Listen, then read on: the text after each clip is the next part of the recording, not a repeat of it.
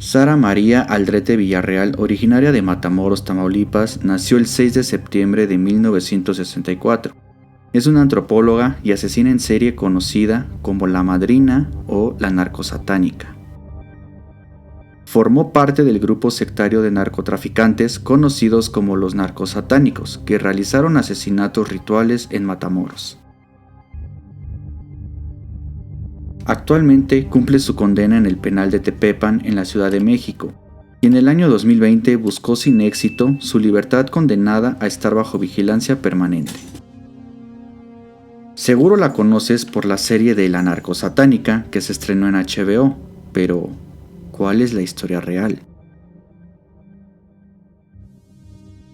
Sara asistió a la preparatoria en Brownsville, Texas, en Estados Unidos, cuando vivía al sur de la frontera.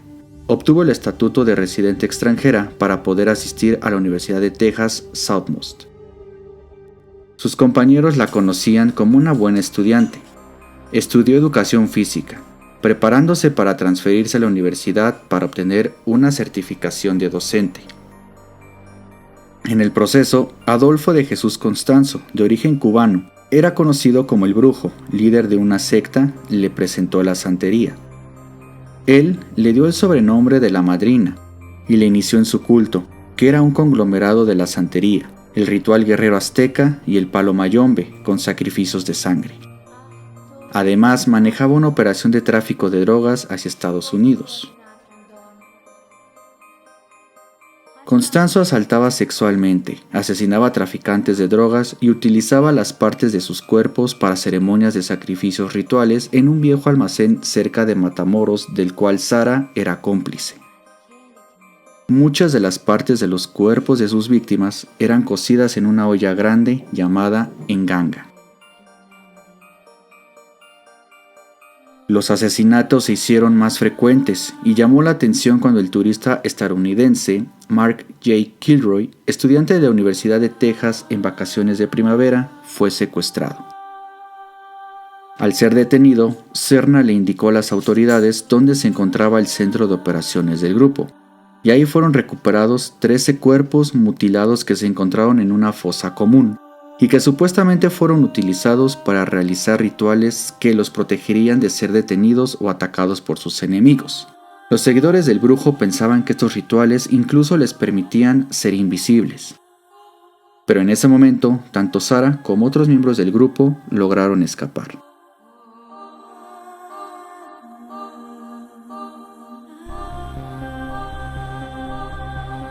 Constanzo y el resto del culto huyeron cuando los detectives descubrieron su santuario, ubicado en el rancho Santa Elena, en Tamaulipas.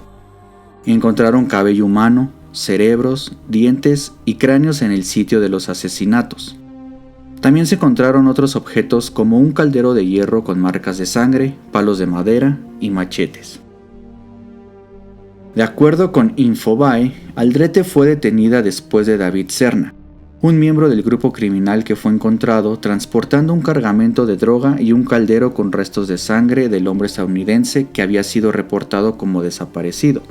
Pero se dice que Aldrete fue detenida después de enviar una carta en la que pedía ayuda y decía que el grupo la había tomado como rehén y determinaba un lugar en la colonia Cuauhtémoc como la ubicación en la que la tenían encerrada. Por lo que finalmente, la policía encontró este escondite en la Ciudad de México el 6 de mayo de 1989.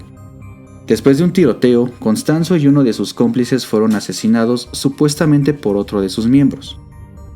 Curiosamente, la secta también conocía muchos nombres de personas famosas que estarían involucradas en estas actividades, pero los reportes policíacos apuntan que la policía llegó al lugar y se dio un enfrentamiento armado en el que Constanzo y otros miembros del grupo murieron.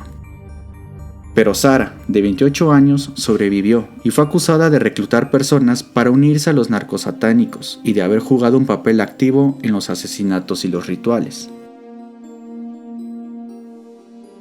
Por esto, recibió una condena de alrededor de 50 años, aunque ella mantenía que era inocente, que no sabía nada de las actividades criminales del brujo y que solo fue parte de los rituales como observación de sus estudios en la carrera de antropología.